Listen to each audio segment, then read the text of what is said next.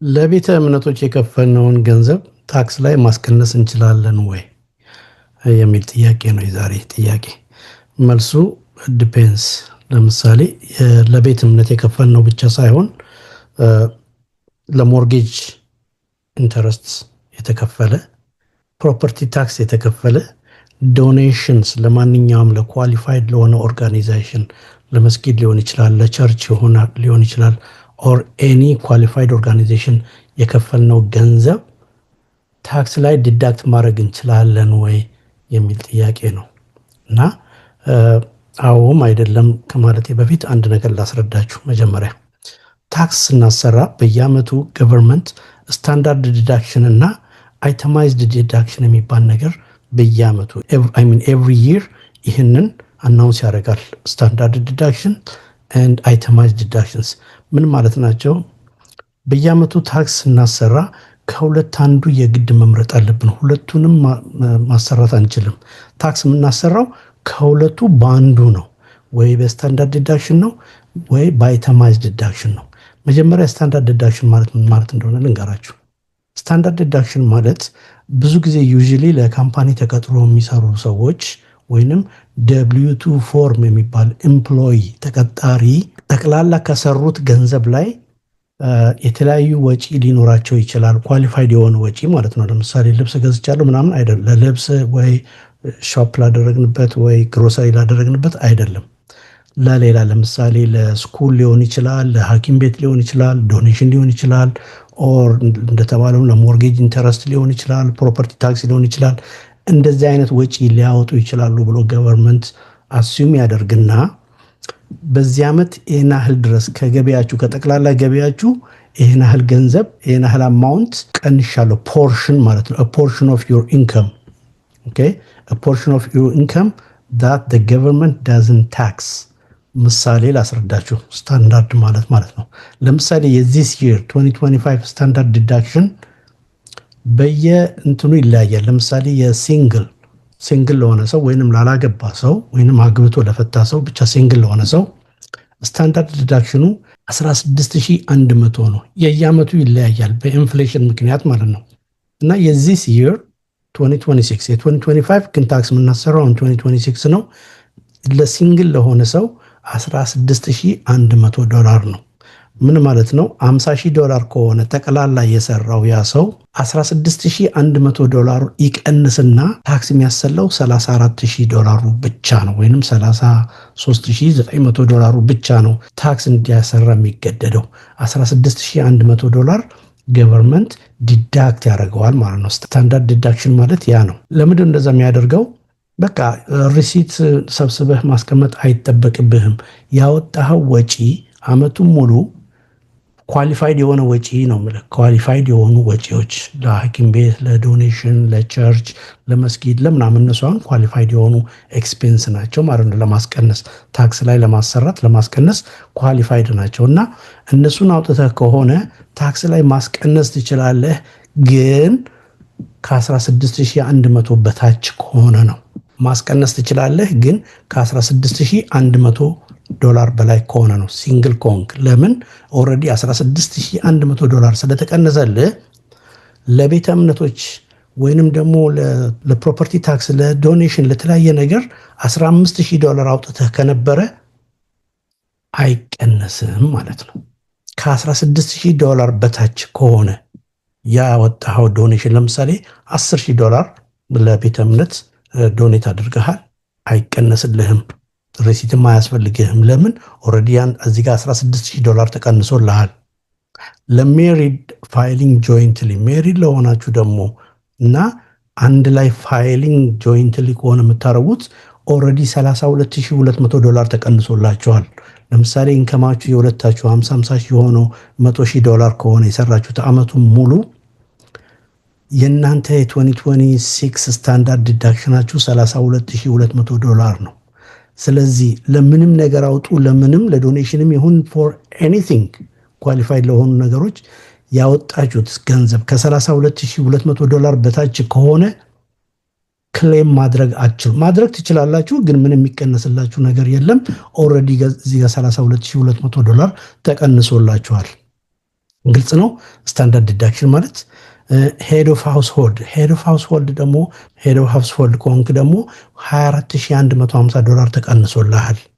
ስለዚህ ከዛ በታች ከሆነ ያወጣኸው ለሞርጌጅ ኢንተረስት ኦር ለዶኔሽን ኦር ኤኒ ፕሮፐርቲ ታክስ ከዚህ በታች ከሆነ ያወጣኸው አይቀነስልህም።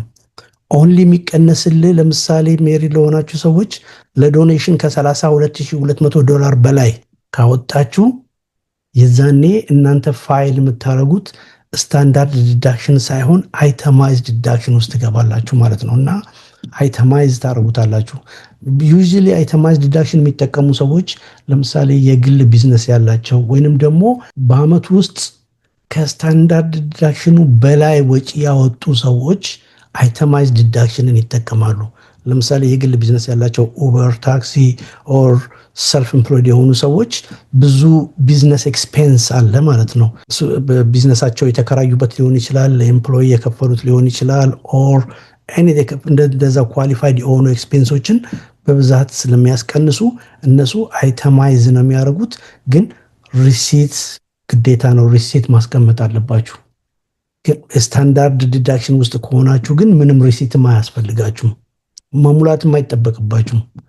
ለሞርጌጅ ኢንተረስት የናህል አውጥቻለሁ፣ ለፕሮፐርቲ ታክስ የናህል አውጥቻለሁ። ዩ ዶንት ኒድ ቱ ምንም መመዝገብም አይጠበቅብህም። ለማንኛውም መሙላት ትችላለህ። ግን ስታንዳርድ ዲዳክሽን ከዚህ በላይ እስካላወጣህ ድረስ ምንም ለውጥ የለውም። ሪሲት አስቀመጥክም ሞላኸውም አልሞላኸውም ለውጥ የለውም። ኦልሬዲ እዚህ ጋር ተቀንሶልሃል ማለት ነው። ኤቭሪ ይር ስታንዳርድ ዲዳክሽን ማለት ያ ነው። አይተማይዝ ዲዳክሽን ደግሞ ወጪያችሁ ወይንም ያወጣችሁት ለዶኔሽን ሊሆን ይችላል፣ ለተለያየ ቢዝነስ ኤክስፔንስ ሊሆን ይችላል። ሜሪድ ሆናችሁ ያወጣችሁት ለምሳሌ $50,000 ከሆነ ኦር ከዚህ ከ32,000 በላይ ከሆነ ኤክስፔንሱ ያ ኤክስፔንስ ግን ድጋሚ ልበል ኳሊፋይድ የሆነ ኤክስፔንስ መሆን አለበት። ኦኬ ታክስ ለማስቀነስ ኳሊፋይድ የሆኑ ኤክስፔንሶች መሆን አለባቸው። ላይክ እንደ ዶኔሽን እንደዛ አይነት ነገር ነው እንጂ ዝም ብሎ ልብስ ለገዛበት፣ ጫማ ለገዛበት ወይንም ገበያ ሄደ ዕቃ ስለገዛህ ምናምን አይሆንም። ለትምህርት ቤት ያወጣኸው፣ ለሆስፒታል ያወጣኸው ይቻላል።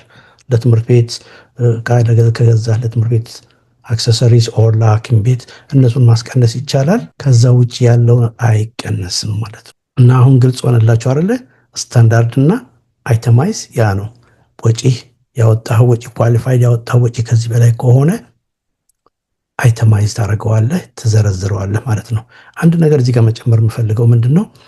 ሄድ ኦፍ ሃውስሆልድ ማለት ነው። ኢትስ ቬሪ ኢምፖርታንት። ምክንያቱም አንዳንድ ታክስ ሄደን የምናሰራባት ቦታ አንዳንድ ታክስ የሚሰሩ ሰዎች አንዳንዶቹ አያውቁትም ልዩነቱን። ምክንያቱም እኔ ራሴ ሜሪድ ሆኜ ግን ከዚህ በፊት ታክስ የሰራልኝ ሰውዬ ሎንግ ታይም ጎ ላይክ 10 years ago ነው ሄድ ኦፍ ሃውስሆልድ ብሎ አሰርቶኛል ማለት ነው ሜሪድ ሆኜ። እንግዲህ ልዩነቱን ላሳያችሁ። ሄድ ኦፍ ሃውስሆልድ ማለት ምን ማለት ነው? መጀመሪያ በሲንግል ሆነ ግን ዲፔንደንት ካለህ ወይንም ጥገኛ ካለህ ምትረዳው ጥገኛ ካለህ ቤት ውስጥ ልጆች ሊሆን ይችላል፣ እናት ሊሆን ይችላል፣ አባት ሊሆን ይችላል፣ ወይንም ወንድሞች ሊሆኑ ይችላል። ኳሊፋይድ የሆኑ ፋሚሊ ዲፔንደንት ካለ ሄድ ኦፍ ሃውስሆልድ ነው ማድረግ ያለብን እንጂ ሲንግል ነኝ ባል የለኝም ብለሽ ወይንም ሚስት የለኝም ብለህ ሲንግል አታድርግ። ምክንያቱም እዚህ ጋር ቤኔፊት አለው። ቤኔፊቱን አሳያችኋለሁ። ኦኬ ኤኒ ዲፔንደንት ኢን ዩር ሃውስ ያንተ ጥገኛ ከሆነ ሲንግል ሳትሆን ኦር ሲንግል ሳትሆኚ ሄድ ኦፍ ሃውስሆልድ ነው ጥቅሙ። ይኸውላችሁ ለምሳሌ ሲንግል ነሽ፣ ልጆች አሉሽ፣ $50,000 ሰራሽ አይደለ? ሀፉ $24,000 ይቀነስልሽና $26,000 ብቻ ነው ታክስ እንድታሰሪ የምትገደጁ። ግን ሲንግል ነኝ ካልሽ ግን $16,000 ነው የምትቀንሹ ማለት ነው ከኢንክምሽ ላይ። ሲንግል ነኝ ያለ ሰው $16,000 ብቻ ነው የሚቀንሰው። 100,000 ስራ 200,000 ስራ $16,000 ብቻ ነው የሚቀነስልህ። ከዛ በኋላ ያለው በሙሉ ታክስ መክፈል አለብህ ማለት ነው። በዛ ላይ ታክስ መክፈል አለብህ። ሄድ ኦፍ ሃውስሆልድ ግን $24,000 ይቀነስልሃል። ስለዚህ ይህንን ታክስ ልታሰሩ ስትሄዱ ታክስ የምታሰሩበት ቦታ ሜክ ሹር እነሱ እንደሚያውቁ እርግጠኛ ሆኑ። እናንተ የምታሰሩት የትኛው እንደሆነ ራሳችሁ ከአሁኑ አውቃችሁ ሂዱ ማለት ነው። ኢፍ ዩ አር ሜሪድ ፋይሊንግ ጆይንትሊ በጣም ብዙ ጥቅም አለው። $32,000 ነው የሚቀነስላችሁ ከኢንከማችሁ ላይ። $50,000 ከሆነ የሰራችሁት ለምሳሌ ለሁለት $18,000 ብቻ ነው ታክስ የምታሰሩት ማለት ነው። $100,000 ከሆነ የሰራችሁት $68,000 ብቻ ነው ታክስ የምታሰሩበት። ያ ሁሉ ይቀነስላችኋል ማለት ነው። ሌላ ሜሪድ ፋይሊንግ ሴፐሬትሊ ማለት ሜሪድ ናችሁ ግን ተለያይታችሁ የምትኖሩ ከሆነ ላይክ ሞር ዘን 6 months ከ6 ወር በላይ ተለያይታችሁ የምትኖሩ ከሆነ 16,000 ልክ እንደ ሲንግል ነው የምትቆጠሩት። ሜሪድ ብትሆኑም ከ6 ወር በላይ ተለያይታችሁ የምትኖሩ ከሆነ $16,100 ነው የእናንተ ስታንዳርድ ዲዳክሽናችሁ ማለት ነው። እና ይሄንን ግልጽ አድርጉ። ታክስ ልታሰሩ ስትሄዱ እናንተ የትኛውን እንደምታሰሩ አውቃችሁ ይሄዱ ማለት ነው። ሊያውቁ ይችላሉ፣ ላያውቁ ይችላሉ። ግን እኔ እንደዛ ብሎ አሰርቶኛል 10 years ago እና ከዛ በኋላ ግን ፋይንድ አውት ካደረኩ በኋላ ከዛን ጊዜ ጀምሬ እኔ ራሴ ታክሲን ራሴ ነኝ ማሰራው፣ የትም ቦታ ሄጄ አላውቅም። ኤኒዌይ ሌላ ደግሞ ምን ጨምራለሁ? ኤጅ 65 ኦኬ። ሌላ ደግሞ ተጨማሪ እድሜያችሁ ከ65 በላይ ከሆነና ብላይንድ የሆነ ሰው ካለ ተጨማሪ $1,600 ይቀነስላችኋል ከኢንከማችሁ ላይ ተጨማሪ እነዚህን ከዲዳክት ካደረክ በኋላ እንደገና እድሜያችሁ 65 ከሆነ $1,600 ድጋሚ ትቀንሳላችሁ። ሜሪድ ከሆናችሁ እስከ $2,000 ማስቀነስ ትችላላችሁ ከዚህ ላይ ማለት ነው፣ እድሜያችሁ ከ65 በላይ ከሆነ። ሌላ የምጨምረው ነገር ደግሞ ዘንድሮ ደግሞ ትራምፕ ዛኔ በምርጫ ጊዜ ቃል የገባው the one big beautiful bill OBBB የሚባል የትራምፕ ያመጣው አዲስ ለህዝቡ ቃል ገብቶት የነበረው ምንድነው? ለኔክስት 3 years አለ no tax on overtime you can deduct እስከ $12,500 እና ሜሪድ ከሆናችሁ እስከ $25,000 ታክስ አትከፍሉም this year and no tax on tips የምትሰሩ ከሆነ እስከ $25,000 in qualified tips ነው። in qualified የሆኑ ቲፖች እስከ $25,000 አትከፍሉም ዘንድሮ ማለት ነው። additional senior deduction if you are 65 or older you get an extra 6,000 deduction። አሁን this ደግሞ ተጨማሪ additional senior deduction if you are 65 or older ከ65 ዓመት በላይ ከሆናችሁ ድጋሚ $6,000 ታስቀንሳላችሁ ከኢንከማችሁ ከጠቅላላ ኢንከማችሁ ላይ። ሌላ ካር ሎን ኢንተረስት አዲስ መኪና ከገዛችሁና በኢንተረስት እየከፈላችሁ ከሆነ እስከ $10,000 ማስቀነስ ትችላላችሁ ነው የሚለው። እንግዲህ በዚህ ቢል ውስጥ ምን አለ? ሌላ ደግሞ ቻሪታብል ዲዳክሽን አለ። ቻሪታብል ዲዳክሽኑ እንግዲህ $1,000 እስከ ሜሪድ ከሆናችሁ ደግሞ $2,000 ማስቀነስ ትችላላችሁ ይላል። በመጨረሻ አንድ ነገር የምጨምረው ነገር ምን አለ? በጣም ኢምፖርታንት ነው። ይሄ ሪታይርመንት ኮንትሪቢዩሽንስ ሪታይርመንት ኮንትሪቢዩሽን እዚህ ስታንዳርዱ ውስጥ ነው ወይ የሚገባው? ነው ሪታይርመንት ኮንትሪቢዩሽን ወይ ለምሳሌ IRA 401k እነሱ እዚህ ውስጥ ከዚህም የተሻሉ ናቸው። ከዚህ ውስጥ አይገቡም። ጭራሽ እዚህ ስታንዳርዱ ከመድረሱ በፊት ነው እነሱ ታክስ ዲዳክት የሚደረጉት።